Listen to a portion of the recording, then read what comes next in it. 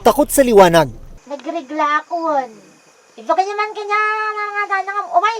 at minsan ilag sa tao Agor-gora na kaman. at nagwawala.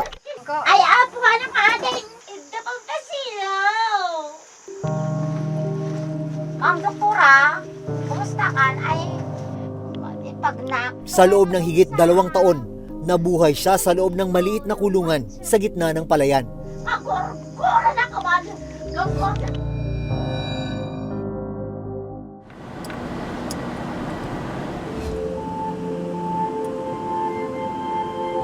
Pitong oras na biyahe mula Maynila ang bayan ng Sugpon, Ilocos Sur. Papunta kami ngayon sa isang liblib na barangay nitong bayan ng Sugpon, Ilocos Sur. Makipot yung daan doon, although sementado. Pero dahil makipot nga, ito lang yung tanging paraan para kami makapunta sa barangay na yon.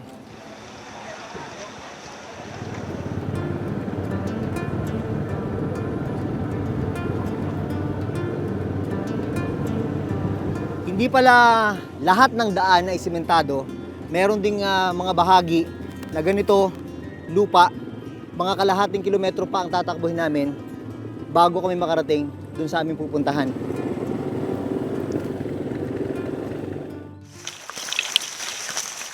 Yang kubo na yan, sa gilid ng palayan, yun yung aming pupuntahan. Kakausapin namin yung isang mag-asawa na nakatira dyan.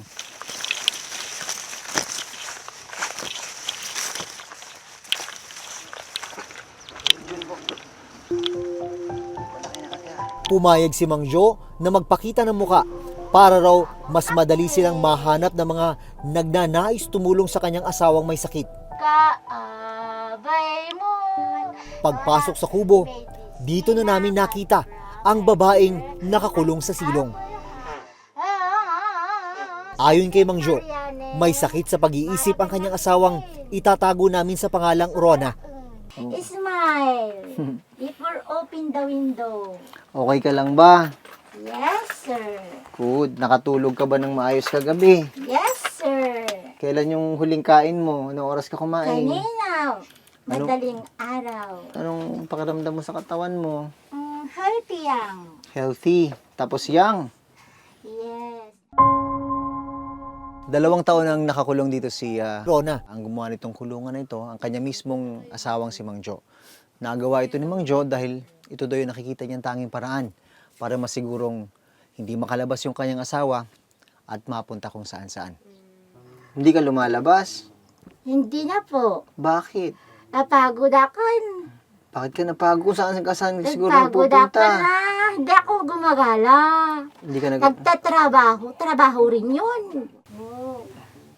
Sa kabila ng kanyang kondisyon, nakakasagot pa ng tama sa ibang tanong si Rona, gaya ng tungkol sa kanyang mga anak. Ilan ang anak mo, madam? 4 na po. 4, At malalaki. panganay po raw, scholar na. Scholar, good. Yung isa naman, namamasukan sa Tagudin. Ang isa naman, inalaga nila sa Maynila, nasisaryan ako. Kailan ka huling nadalaw ng mga anak mo?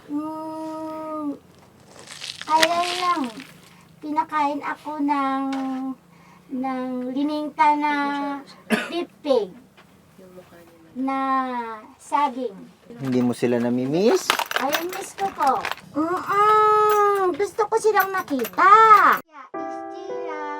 Kwento ni Mang Jo, maayos pa raw ang pag-iisip ni Rona noong magkakilala at ikasal sila noong 1995.